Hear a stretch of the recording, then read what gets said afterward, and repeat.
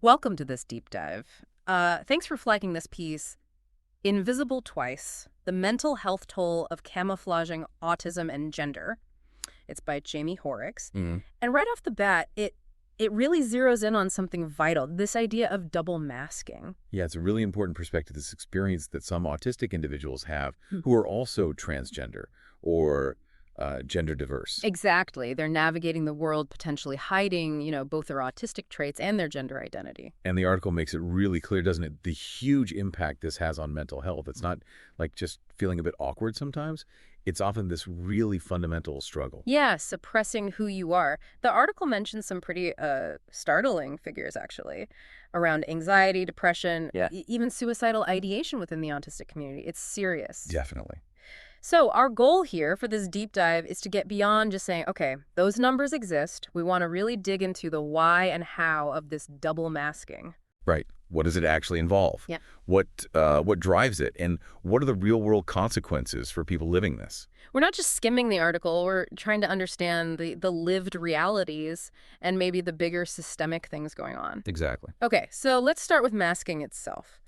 The article defines it as consciously or sometimes unconsciously holding back natural autistic behaviors. Like constantly monitoring yourself, adjusting how you act in, social situations at work. The article uses this analogy I thought was really striking, improvisational acting. Yeah, that really captures it, doesn't it? That feeling of constantly performing, shifting based on who you're with, what you think they expect. And it stresses that while it might look like just, social skills, it's often about survival, a way to stay safe.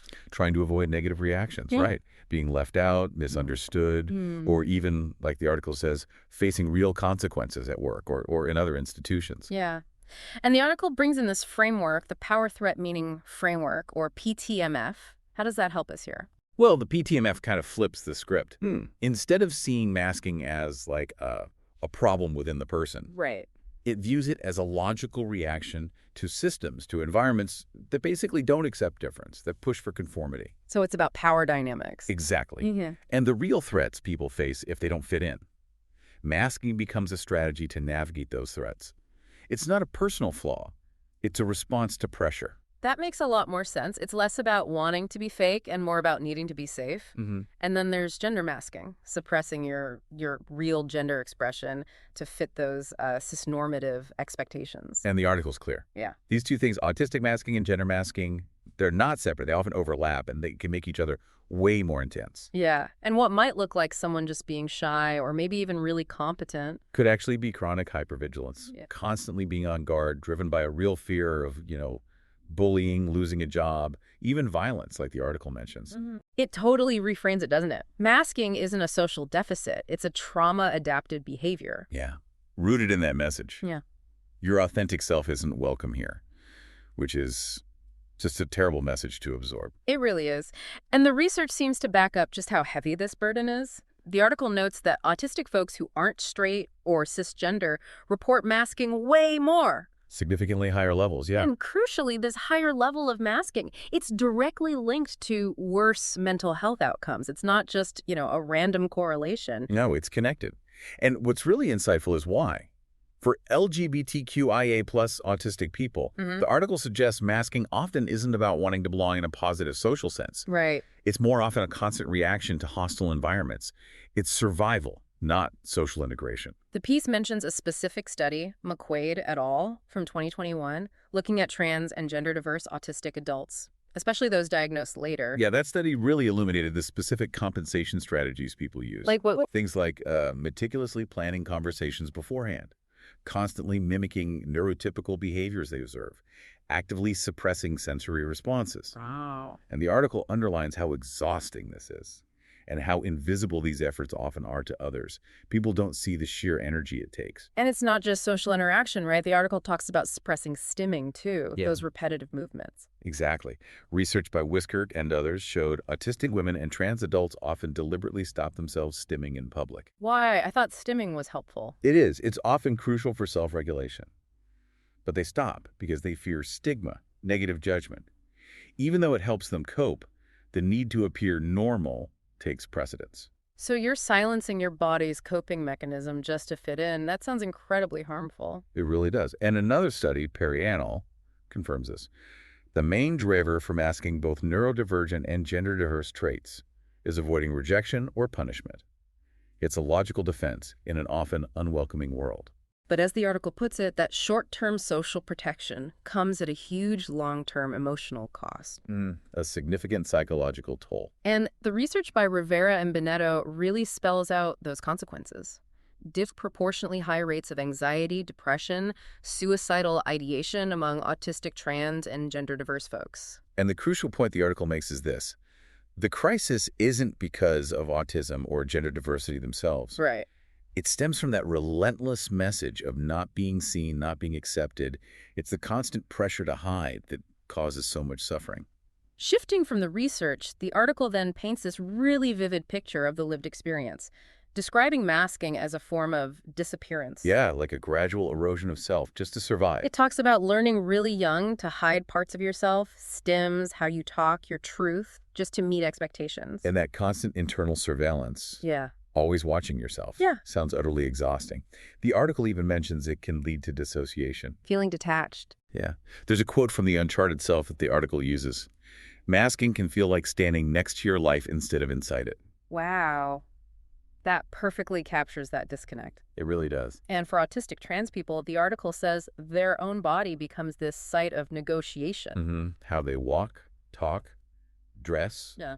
Everything filtered through worrying about legibility, threat, erasure. And there aren't many clear role models, are there? The article notes the lack of readily available examples of how to be authentically autistic and trans. Which just adds another layer of difficulty when you're figuring things out. Plus, systems often see people who don't fit neat boxes as problems to solve. Instead of people to understand, which leads to misdiagnosis or just being completely overlooked.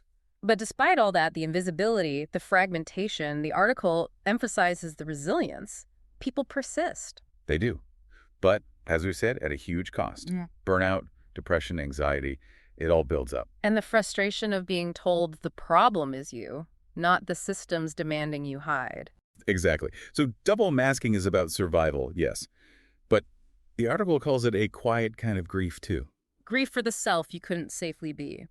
Which brings us to the article's critique of traditional mental health systems. The argument is they just weren't built for autistic, trans, and gender-diverse people. Right. So seeking help can actually lead you into systems that pathologize your identity, focus on fixing you instead of affirming you. Therapy based on compliance or rigid gender ideas can become another place you're erased. Yeah, another form of masking. The article mentions Buchholz's work, how traditional autism interventions often push conformity over authenticity. Just reinforcing the cycle. And if clinicians don't understand double masking, they misread the signs of distress, overwhelm, withdrawal, identity exploration. Leading to misdiagnosis. The article mentions things like borderline personality disorder or bipolar disorder, especially for adults assigned female at birth or high-masking individuals. Yeah, the suggestion is those diagnoses might seem more legible or familiar to clinicians who aren't trained in neurodiversity or gender diversity. Intense emotions, identity shifts. These can be part of the autistic experience under stress or part of gender discovery. But they get misinterpreted. Right, through a lens that isn't affirming. Some studies mentioned, like Fletcher et al. And Skokauskas and Frodel, support these autistic traits under stress can look like other conditions. And it's not just adults. Okada et al.'s research on kids, mistaking autistic traits for bipolar. Yeah, it shows how early things can go wrong if there isn't proper understanding. And getting diagnosed late, as Pearson and Rose discussed, just compounds the harm. Years of shame, self-doubt. So the system meant to help ends up causing more harm by mislabeling, leaving people with a warped self-perception. It's a systemic failure. And for people with co-occurring conditions, like autism and bipolar, getting the complex care they need is even harder. The article's conclusion on this is stark. Therapy itself can become another performance, another mask. Just to be believed, to get any help, it breeds deep mistrust. So what needs to change? The article argues for removing the conditions that force masking, rejecting assimilation. Absolutely. It connects this to that idea, the master's tools. suggesting therapy sometimes acts as social control, framing suffering as purely individual. And links it to broader society, capitalism's gaslighting, where individual struggle is highlighted and solutions focus on productivity, not liberation. So the article calls for specific changes. First, spaces led by autistic, trans, and gender-diverse people. Why is that so crucial? Because who understands this better? Community care, peer support, collective healing. It counters the isolation of clinical settings. Makes sense. Second change, a shift in therapy itself, away from behavior correction towards co-regulation. Neurodiversity affirming, trauma-informed, gender-expansive models. And critically, training clinicians to recognize things like Gestalt language processing, alexithymia. And seeing masking as an adaptation, not a deficit. Exactly. Reframe these as valid ways of being, not problems to fix. Third call. Abolish the idea that passing as neurotypical or cisgender should be required for safety or care. Yes. Because systems rewarding good maskers abandon the most vulnerable. Affirmation has to be unconditional. And finally, that shifting perspective. Not what's wrong with you, but what happened to you. Echoing the PTMF. Honor the logic in distress. See responses as resistance, not pathology. Listen to the pain as communication, pointing to systemic issues. Yeah.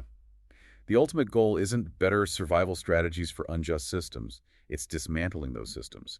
A revolution rooted in solidarity and care, led by the marginalized. This has been really eye-opening. Hoerricks' article makes it so clear. Double masking isn't a choice. It's a response. A response to societal pressure, systemic failure. And understanding that is key to creating genuinely affirming spaces. Thinking back to our goal, gaining knowledge quickly but thoroughly, I feel like understanding double masking gives such a critical lens on mental health challenges for many marginalized groups. It really does. It pushes us beyond surface explanations, forcing us to see the deep impact of systemic oppression on well-being. It definitely challenges assumptions about mental health systems and societal norms.